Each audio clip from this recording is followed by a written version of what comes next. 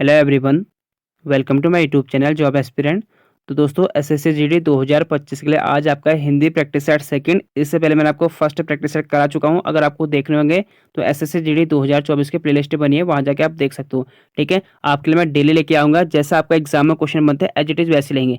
Daily हम देखेंगे 20 question, आपको लगेगा कि जैसे हम एग्जाम दे रहे हैं। और सबसे पहले आपको अपना आंसर लगाना है, उसके बाद आपको मेरे आंसर देखना। ठीक है, अगर वीडियो अच्छी लगी तो वीडियो को लाइक करें, चैनल को सब्सक्राइब करें और बेल आइकन दबा लें, जिससे आने वाले आपके एसएससी जीडी के सारे नोटिफिकेशन मिलते रहेंगे। बहुत जल्दी आपके लिए मैं जीके का भी प्रैक्टिस सेट स्टार्ट कर दूंगा। ठीक है, अगर आपका अच्छा रिस्पॉन्स रहा तो जीके की भी आपको डेली आपको प्रैक्टिस सेट मिल जाएंगे। देखना आपके कितने क्वेश्चन सही हो रहे हैं। तो चलिए स्टार्ट करते हैं। पहला प्रश्न है, देखो आपको मैं डेली ऐसा एक्स्ट्रा पॉइंट कराते रहता हूँ। ठीक है, साथ साथ में डेली कराऊंगा आपको थोड़ा थोड़ा थोड़ा, ताकि आपको लोड भी नहीं पड़ेगा और आप याद भी करना, इनको याद करते रहना। इष्ट शब्द का विलोम शब्द क्या आपको बताना है। तो इसका हो जाएगा ऑप्शन नंबर बी, अनिष्ट। जैसे कृतज्ञ होता है कृतघ्न, तुच्छ का होता है महान, गुण का होता है अवगुण, हित का होता है अहित, अवंत का होता है उन्नत, अंतरिंग का होता है बहिरिंग। ठीक है, इनको भी आप साथ साथ में याद करते रहना। नेक्स्ट आपका क्वेश्चन है, पर्यायवाची है। पत्थर का पर्यायवाची शब्द आपको बताना है। तो पत्थर का होता है ऑप्शन नंबर डी, प्रस्तर।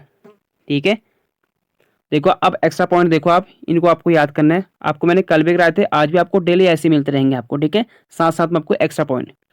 पत्थर का होता है पाषाण, उपल, पाहन, प्रस्तर, शिला एवं असम।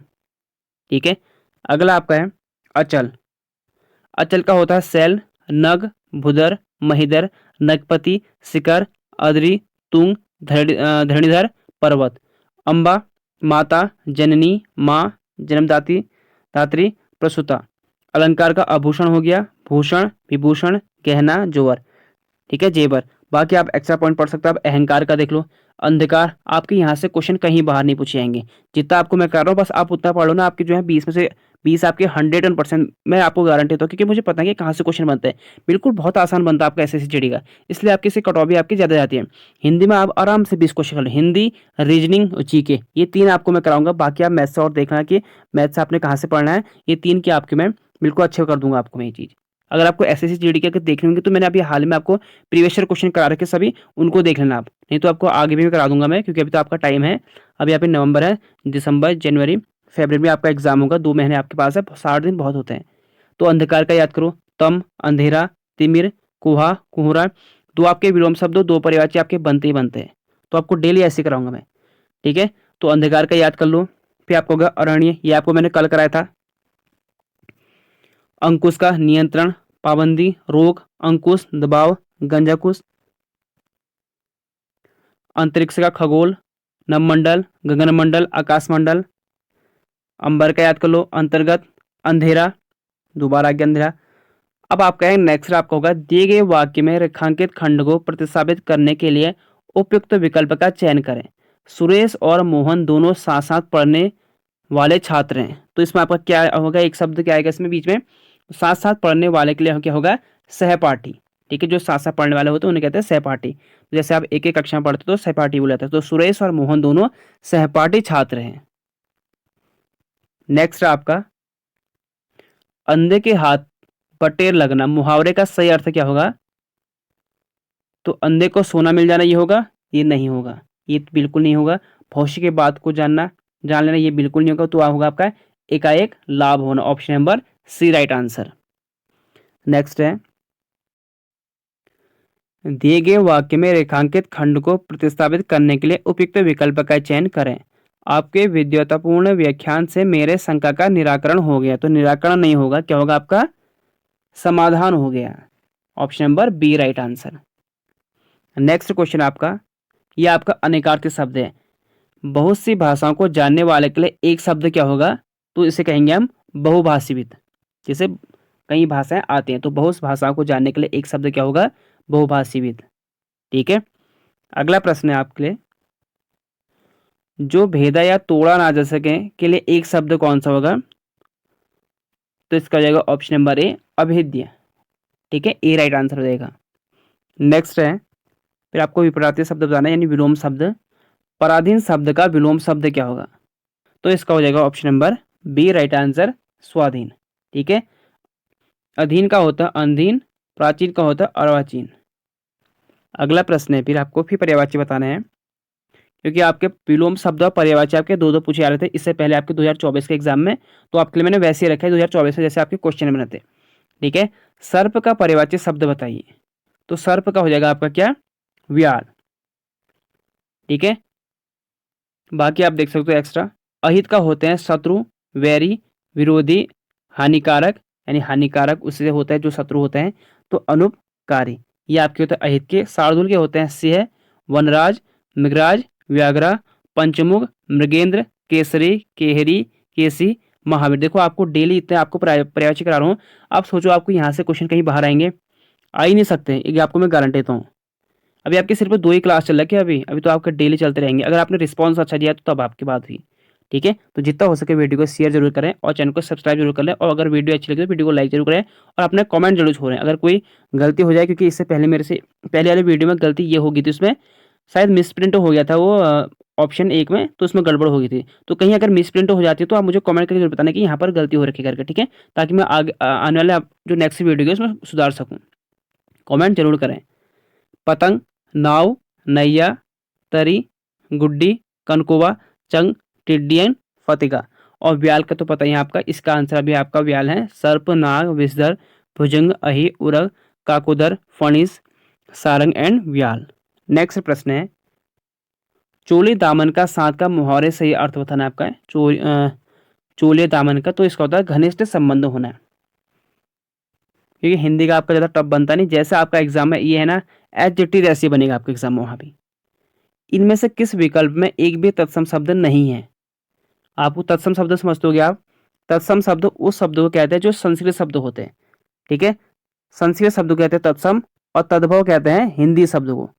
ये दो के दो समझ गए होंगे आप। जैसे आपकी जो है इष्टिका जो होती है, ये आपका हो गया तत्सम शब्द। ईट आपका हो गया तद्भव शब्द।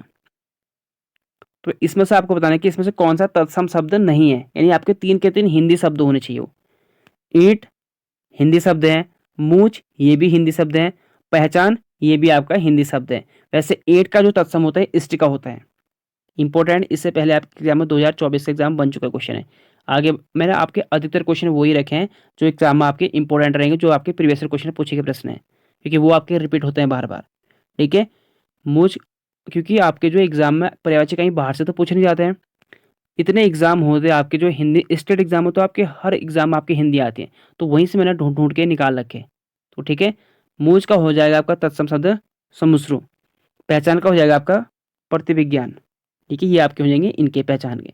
तो 3 के 3 समझ गए, तो इसका हो जाएगा आपका right answer B correct answer.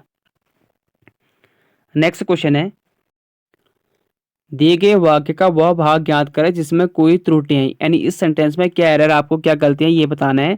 Sentence वाक्य है, वर्तमान युग कंप्यूटर तथा सूचना प्रौद्योगिकी के युग है। तो 2 बार की नहीं आ सकता है, तो प्रौद्योगिक का युग होगा यहाँ पर, तो option number C right answer. ठीक है, अधिकतर बच्चे यहाँ जाएंगे नहीं, कहेंगे तो यार की तो सही है सोचेंगे, लेकिन एक्चुअली हो गया तो सिद्ध हो जाएगा आपका प्रौद्योगिक युग है या तो प्रौद्योगिक का युग है। तो option number C right answer. ठीक है, अच्छे से क्वेश्चन को पढ़ लेना। नेक्स्ट है, आपको रिक्त स्थान भरना है इसमें। सामाजिक कुरीतियों का एकमात्र कारण है अज्ञान। ठीक है, सामाजिक कुरीतियों का एकमात्र कारण है अज्ञान है। नेक्स्ट है, दिए गए वाक्य में रेखांकित खंड को प्रतिस्थापित करने के लिए उपयुक्त विकल्प का चयन करें। अब क्षय जैसे प्राणतक बीमारी का इलाज भी संभव है। तो इसके लिए आपके क्या होगा, क्या कहना है आपको इसमें प्रतिस्थापित करने के लिए, यहाँ पर आपको जो है यहाँ पर प्रतिस्थापित रेखाखंड, यहाँ पर सॉरी मिस्टेक हो गई, यहाँ पर क्या होगा, ये होगा यहाँ पर। ठीक है, तो अब क्षय जैसे प्राणतक बीमारी का इलाज भी संभव है, इलाज नहीं होता है उपचार होता है।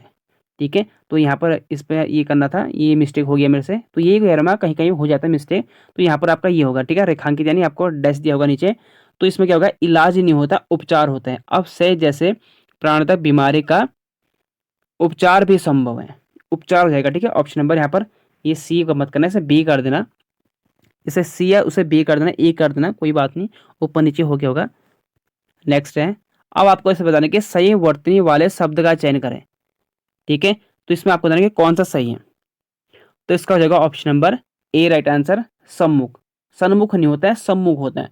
Option number A right answer. ठीक है, नेक्स्ट है। अब आपका देखो ये गद्यांश आता है, गद्यांश बहुत आसान आता है आपके एग्जाम में। ठीक है, 1620 यानी 16 से लेकर 20 तक आपके 5 आएंगे इसमें गद्यांश। ये तो खैर आपके बिल्कुल नंबर, देखो यार थोड़ा बहुत तो दिमाग होना चाहिए, ऐसा नहीं। मैं कह रहा हूँ जिसको थोड़ा बहुत भी जिसने आइडिया लगा लेना आराम से, इसे तो करने में कोई दिक्कत होती नहीं है। 5 नंबर आपके सीधे फ्री पॉकेट के हैं, बिना पढ़ के जाओ आपको फिर भी आ जाने हैं। लेकिन आपको क्या करना है, प्रैक्टिस तो आपको करनी करनी है। विज्ञान के क्षेत्र में जाकर लोग धर्म की डैश करने लगते हैं। पहले हम सेंटेंस से पढ़ लेते पूरा, यानी पूरा गद्यांश से पढ़ लेते हैं। धर्म पर डैश का लाछन लगाकर वैज्ञानिक अपने सत्यान्वेषी होने का गुणगान करते हैं। सच्चाई यह है कि धर्म और विज्ञान अलग अलग होकर भी अलग अलग नहीं है, दोनों का उद्देश्य डैश का हित है। धर्म का डैश मनुष्य के भीतर परोपकार, त्याग, बलिदान, करुणा और प्रेम का डैश करके उसे सुंदर सामाजिक जीवन जीने योग्य बनाना है। ठीक है, तो पहला क्या होगा आपका, विज्ञान के क्षेत्र में जाकर लोग धर्म की, आपको बताने के 16 ही आपका गद्यांश से, इसमें से क्या आएगा, तो धर्म की उपेक्षा आएगा। Option number C right answer रहेगा। धर्म की उपेक्षा करने लगते हैं, धर्म पर क्या करते हैं, अंधविश्वास का लांछन लगाते हैं। क्या जाएगा आपका, यहां पर रहेगा अंधविश्वास का, अंधविश्वास का लांछन लगाते हैं। फिर क्या, अंधविश्वास का लांछन लगाकर वैज्ञानिक अपने सत्यान्वेषी होने का गुणगान करते हैं। सच्चाई यह है कि धर्म और विज्ञान अलग अलग होकर भी अलग अलग नहीं है, दोनों का उद्देश्य क्या होगा, विज्ञान, समाज विज्ञान, इतिहास या मनुष्य। तो दोनों का क्या हो जाएगा आपका, यहाँ पर दोनों का मनुष्य का हित है। समाज का हित कोई मतलब है, सामाजिक है, समाज का हित नहीं होता, तो दोनों का क्या है, दोनों का उद्देश्य क्या है, मनुष्य का हित, मनुष्य का हित है। धर्म का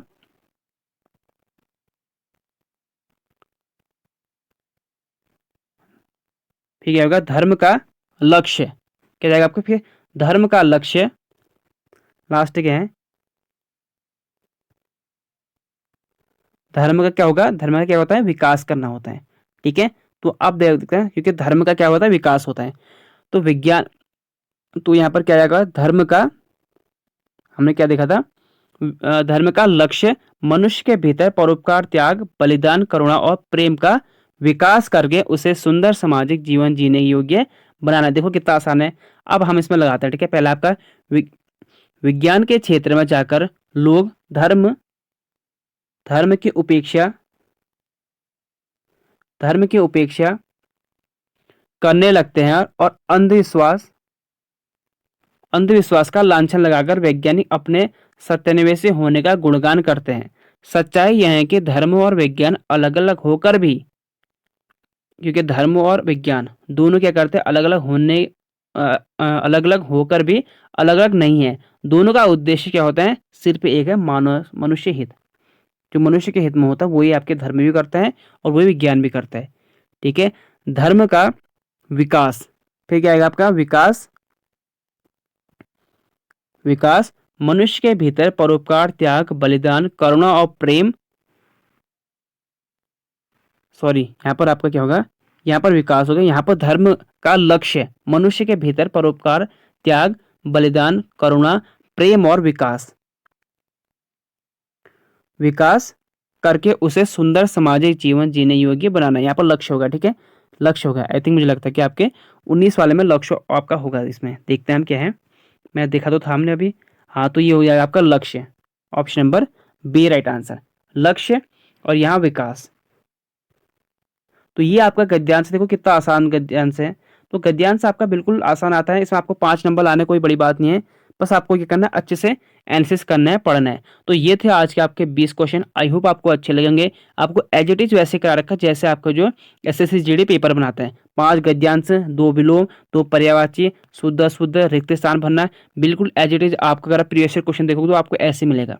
ठीक है, तो दोस्तों ये थे। अगर अच्छी लगी तो वीडियो को लाइक करें, चैनल को सब्सक्राइब करें और वीडियो को शेयर जरूर करें। मिलते हैं आपको अगले वीडियो में। Thank you for watching.